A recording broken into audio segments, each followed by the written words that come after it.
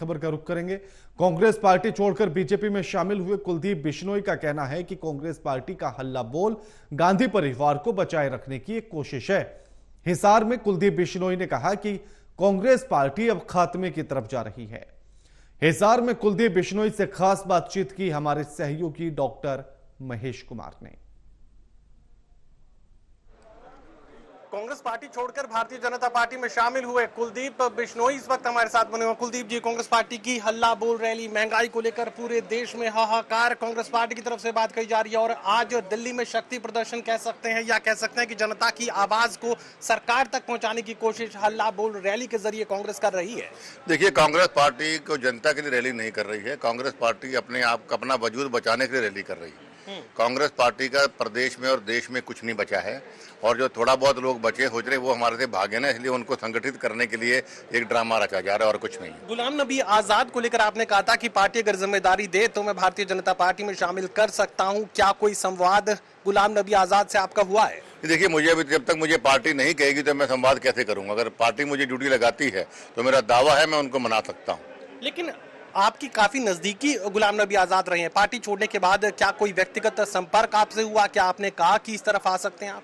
नहीं, मेरी आने जाने की कोई बात नहीं हुई। वैसे उनसे मेरी जरूर संपर्क मैंने किया था और मैंने उनको बधाई दी थी कि भाई आपने बहुत बढ़िया और सही फैसला लिया। लेकिन कुमारी शैलजा काफी गुस्से में इस वक्त नजर आ रही हैं। भूपेंद्र सिंह हुड्डा यानी G23 के एक नेता भूपेंद्र हुड्डा से गुलाम नबी आजाद की मुलाकात और उसके बाद अनुशासनात्मक कार्रवाई की मांग कुमारी शैलजा की तरफ से की जा रही है। देखिए, कांग्रेस में क्या उसका जवाब तो कांग्रेस दे सकता है, लेकिन मैं इतना ही कहना चाहता हूं कि आज के युग का धृतराष्ट्र भूपेंद्र सिंह हुड्डा है। इसको अपने बेटे के अलावा कुछ नजर नहीं आता। बड़े बड़े नेताओं को उन्होंने जो उभरने की कोशिश की अपने बेटे के मुकाबले, जो उनके लॉयल थे उनको भी खत्म करने का काम भूपेंद्र सिंह हुड्डा ने किया। ये कांग्रेस के सवाल आपके लिए ज्यादा इसलिए क्योंकि कांग्रेस को आप बखूबी समझते हैं। सवाल ये भी कि कांग्रेस पार्टी के राष्ट्रीय नेतृत्व को लेकर चुनाव की तैयारी की जा रही है और शशि थरूर ये कह रहे हैं कि पहले लिस्ट जारी कर दीजिए कि वोटर्स कौन है। क्या ये लिस्ट का जारी करना अगर कर दी जाती है तो क्या गांधी परिवार का वर्चस्व कांग्रेस से खत्म?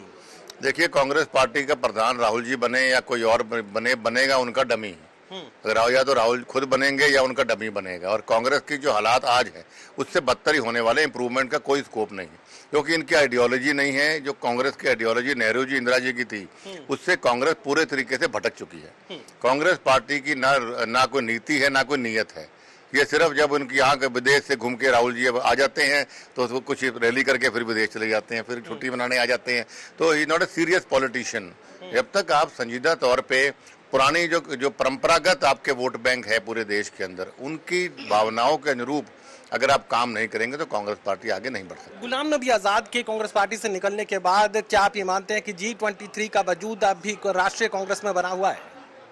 G23 है या ना हो, कांग्रेस पार्टी का कोई वजूद नहीं रहा। अब आदमपुर के रण की जिक्र कर लेते हैं। आम आदमी पार्टी यहाँ पर धमाकेदार दस्तक की तैयारी कर रहे हैं। 2 राज्यों के मुख्यमंत्री, दिल्ली के मुख्यमंत्री अरविंद केजरीवाल और भगवंत मान बड़ी रैली कर, बड़ी ज्वाइनिंग कर यहाँ पर बड़ी हुंकार का जिक्र कर रहे हैं। कल वो प्रेस कॉन्फ्रेंस भी कर रहे थे जिसमें उन्होंने कहा कि कुलदीप पहले परिवारवाद के साथ थे, फिर अब दोस्तवाद के साथ आए हैं, मामला ईडी का है।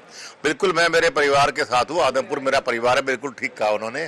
और ये क्या कारण है कि जब चुनाव आते हैं तभी इन मुख्यमंत्रियों को या पूर्व मुख्यमंत्रियों को आदमपुर याद आता है। बगैर चुनाव के अगर सुख दुख में कोई रहता है, चौधरी भजनलाल परिवार रहता है। और मैं इन दोनों मुख्यमंत्रियों को यही कहना चाहूंगा कि आप आइए, मेरे परिवार में, मेरे आदमपुर हल्के में आपका स्वागत है। आपको हलवा भी मिलेगा, चूरमा भी मिलेगा, लेकिन वोट नहीं मिलेगा। कांग्रेस पार्टी भी लगातार शक्ति प्रदर्शन का जिक्र करती है, लगातार ज्वाइनिंग्स यहाँ पर आदमपुर के लोगों की कांग्रेस पार्टी में करवाई जा रही है। क्या लगता है कितना चुनौतीपूर्ण ये चुनाव होने वाला है? आदमपुर से कोई भी चौधरी भजनलाल परिवार का आदमी एक भी कांग्रेस छोड़ के अभी तक नहीं गया है, बीजेपी छोड़े कांग्रेस में नहीं गया है।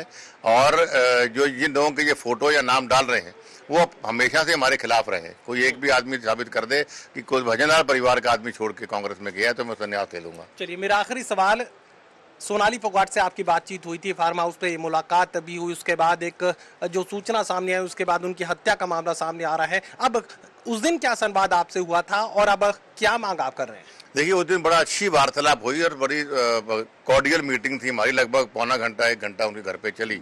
और सब हमारा कभी मतभेद तो कभी रहे नहीं थे। मैं तो क्योंकि बीजेपी ज्वाइन किया तो मेरा धर्म बनता था कि मेरे खिलाफ जो अपराध है मुझे उनके पास जाके उनका सहयोग मांगना चाहिए। और उन्होंने मन से कहा कि भाई आप लड़े, भव्य लड़े, मैं और मेरी टीम पूरा आपका साथ देंगे। और बढ़िया मीटिंग हुई। उसके बाद हमने कहा आने वाले समय उनका मैं मेरे फार्म पे मेरे कार्यकर्ता बुला के आपको मिलवाऊंगी भी। तो वो बात हमारी वहाँ खत्म होगी। अब बात आती है उनके स्वर्गवास की।